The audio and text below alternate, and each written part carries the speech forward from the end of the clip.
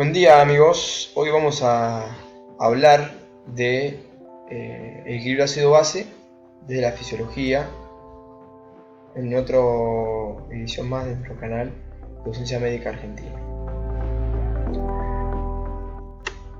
Vamos a centrarnos en lo que es la acidosis metabólica.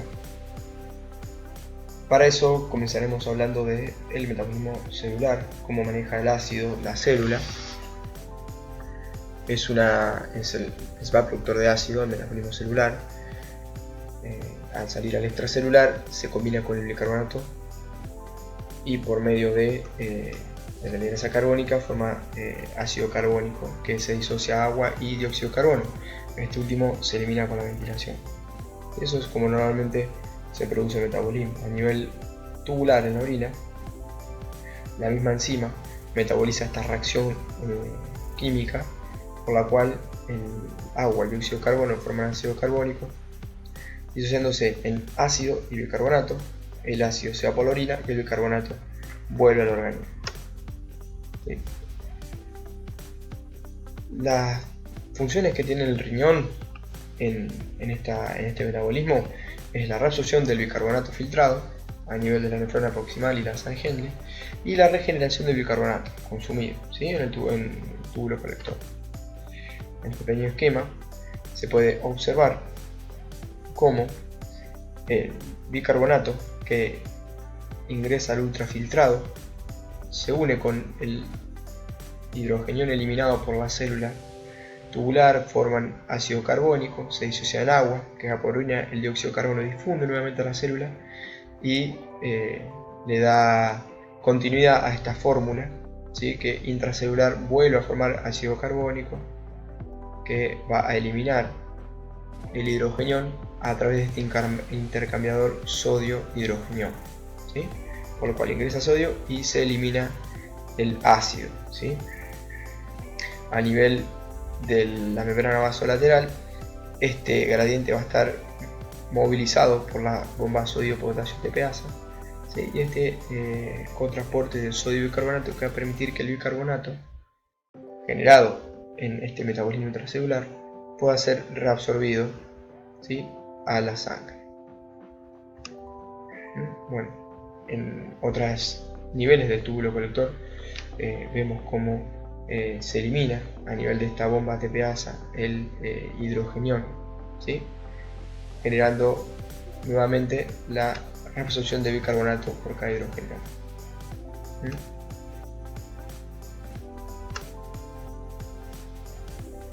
Hablando un poco más de la química, las fórmulas que simbolizan este equilibrio, ¿sí?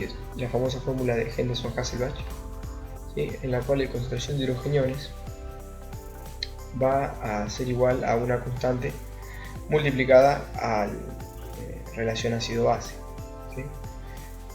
El pH se simboliza en esta fórmula que aquí vemos, ¿sí? Que ha sido modificada, ¿sí? Hasta llegar a lo que hoy conocemos como el logaritmo, ¿sí? El pK más el logaritmo de la relación entre la base y el ácido, ¿sí? Representado en este caso por el dióxido de carbono. Por el principio isohídrico, ¿sí? La relación de todos los buffers sanguíneos se mantiene igual ante cualquier cambio de concentración de ácido.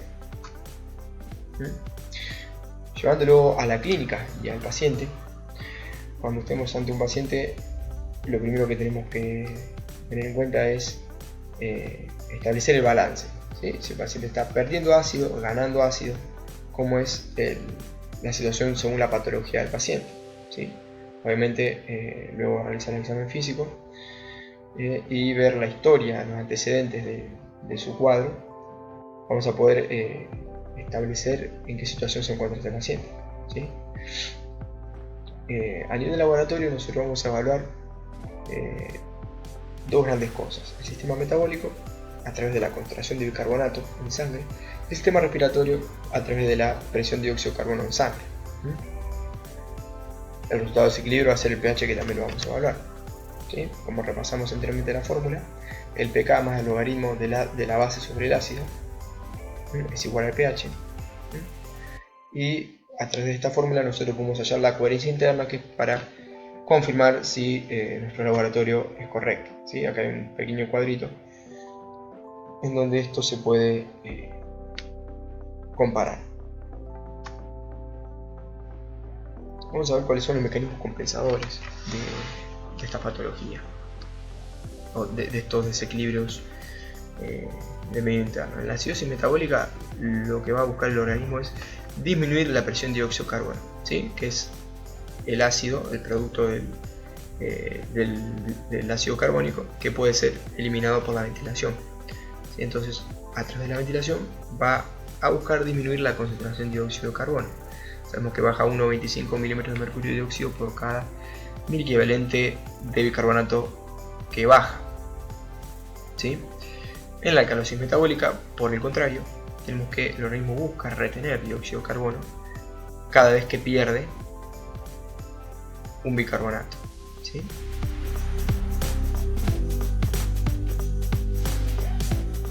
Estos son los mecanismos compensatorios.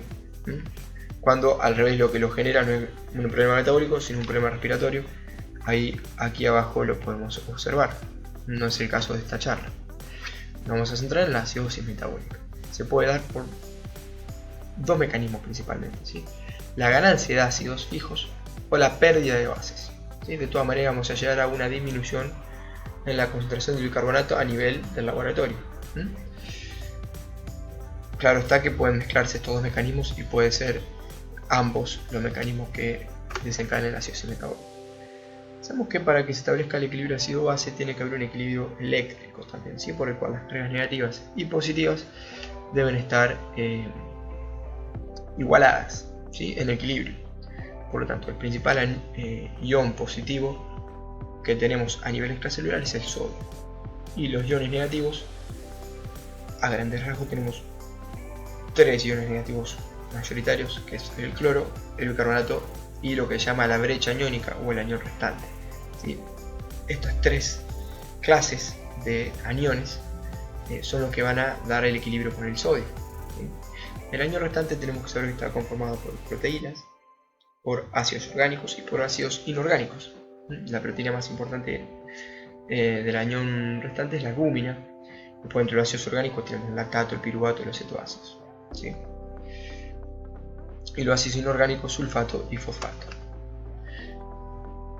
Bueno, en el equilibrio iónico que acabamos de mencionar, vamos a saber cómo se compone o cómo podemos calcular este anión restante, que es el anión que no se dosa habitualmente en el laboratorio. Lo calculamos mediante la resta, o sea, restarle al sodio los aniones, que sería el bicarbonato por un lado y el cloro por el otro lado. La sumatoria de estos dos, restada a la concentración de sodio, nos va a dar el valor del anión GAP, que esperamos que sea 12 más menos 3, ¿sí? Y que sabemos que esto puede ir modificándose según la situación del paciente, ¿sí? Como dijimos, podemos llegar a la acidosis metabólica por aumento de ácidos. Esto puede ser por producción endógena, ¿sí? De ácidos orgánicos, como es la cetoacidosis, la lactacidemia, o el aumento exógeno, el aporte exógeno de ácidos orgánicos con las intoxicaciones, ¿sí? Por etilenglicol o cualquier otro tipo de ácidos orgánicos, ¿sí? La disminución en la excreción, el segundo mecanismo, disminución en la excreción renal de ácidos fijos, ¿sí? Que lo vamos a tener ante una situación de insuficiencia renal aguda o crónica, ¿sí? El otro mecanismo sería la eliminación del bicarbonato en una diarrea muy profusa o en una acidosis tubular renal, en el cual se elimina el bicarbonato por orina. Y después la mezcla de cualquier de estos mecanismos nos va a poder dar una causa mixta, ¿sí? Como la que aquí se menciona. Entonces, para repasar, tenemos estos dos grandes mecanismos generadores de acidosis metabólica. En el primero podemos observar cómo hay un aumento, hay una ganancia de ácidos fijos, como se puede ver aquí si uno compara el estado normal del paciente, ¿sí? Con una situación en la que hay una ganancia de ácidos fijos, a expensas de una disminución de la concentración de bicarbonato que va a ir a titular estos ácidos fijos, ¿sí? Dándonos como resultado la acidosis metabólica. En el segundo caso de la pérdida del bicarbonato, vamos a ver cómo, para mantener el equilibrio electrolítico, ¿sí?, va a haber una ganancia de cloro, ¿sí? Entonces vamos a llamarlo que es una acidosis hiperclorémica, ¿sí? Pero esto se produce por la pérdida de bicarbonato.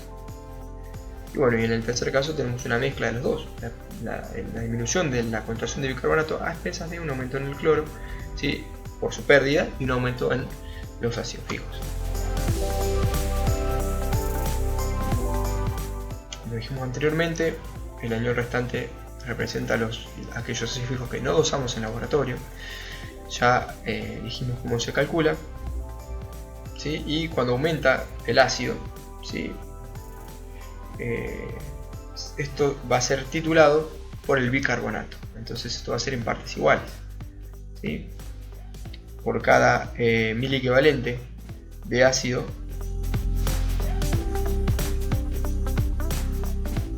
va a disminuir en forma proporcional la concentración de bicarbonato, por lo tanto el pH. Tener en cuenta el rol de la albúmina, que es parte de este anión restante. Entonces cuando hay una disminución en la concentración de albúmina, esto también nos va a alterar el valor normal del anión restante.